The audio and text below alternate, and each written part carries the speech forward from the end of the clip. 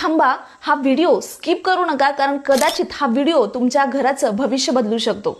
जर तुम्ही सरकारी जमिनीवर राहत असाल तर सरकार आता तुमचं घर कायदेशीर करण्याची संधी देते, पण एक सत्य आहे, प्रत्येकाला हा फायदा मिळणार नाही। फक्त काहीच लोक या ठिकाणी पात्र असणार आहेत आणि तुम्ही त्यामध्ये येता की नाही ते पाहण्यासाठी तुम्हाला हा व्हिडिओ शेवटपर्यंत पाहायचा आहे आणि चॅनलवरती नवीन असाल तर पटकन चॅनलला सबस्क्राइब देखील करायचं आहे। महाराष्ट्र शासनाच्या 25 मार्च 2026 च्या जी आर नुसार 1 जानेवारी 2011 पर्यंतची निवासी अतिक्रमणे आता नियमित केली जाणार आहेत। जर तुम्ही 2011 पूर्वीपासून त्या जागेवर राहत असाल, तिथे तुमच्या आयुष्यभराची कमाई लावून तुम्ही घर उभं केलेलं असेल, तर आता त्या घराला कायदेशीर ओळख त्या ठिकाणी मिळू शकते। यासाठी आवश्यक पात्रता काय असणार आहे, तर अतिक्रमण 1 जानेवारी 2011 किंवा त्या आधीचं असणं गरजेचं आहे। ते अजूनही अस्तित्वात असावं, फक्त निवासी वापरासाठीच असावं। व्यावसायिक वापर म्हणजे बिझनेससाठी असेल तर ते अपात्र असणार आहे। पण एक महत्त्वाची गोष्ट आहे, जिथे जमीन आहे त्या ठिकाणी नियोजनानुसार UDCPR किंवा डेव्हलपमेंट प्लॅन निवासी वापर परवानगी असली पाहिजे।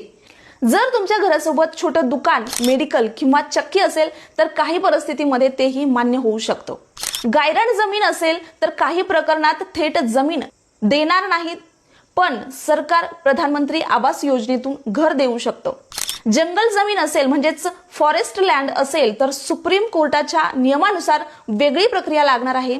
जर व्यक्ती भारतीय नागरिक नसेल तर त्याचं अतिक्रमण रेग्युलर होणार नाही।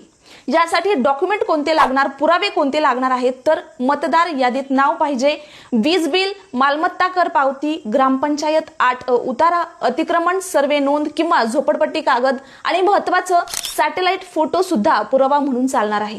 तसेच मागील 1 वर्षाचा रहिवासी पुरावा देणं देखील अनिवार्य असणार आहे, गरजेचं असणार आहे। आता ही योजना जी आहे ती मुंबई आणि मुंबई उपनगर वगळता इतर सर्व जिल्ह्यांसाठी लागू असणार आहे।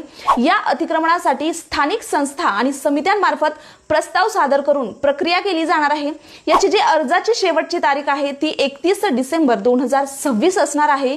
कित्येक लोकांनी आयुष्यभर मेहनत करून लहानसं घर उभं केलेलं असतं, आता त्या घराला कायदेशीर मान्यता मिळण्याची ही एक मोठी संधी आहे। जर तुम्हाला अटी, या ठिकाणी जागेची मर्यादा, शुल्क आणि अर्ज प्रक्रिया यांची सगळी माहिती हवी असेल, हा GR हवा असेल तर तुम्हाला ते कमेंटमध्ये कळवायचं आहे। मी तुम्हाला सगळी माहिती देते। हा जो व्हिडिओ आहे तो माहितीपूर्ण वाटलेला असेल तर तुम्हाला हा लाईक करायचा आहे, इतर लोकांपर्यंत शेअर करायचा आहे ज्यांचं घर सरकारी जमिनीवर आहे।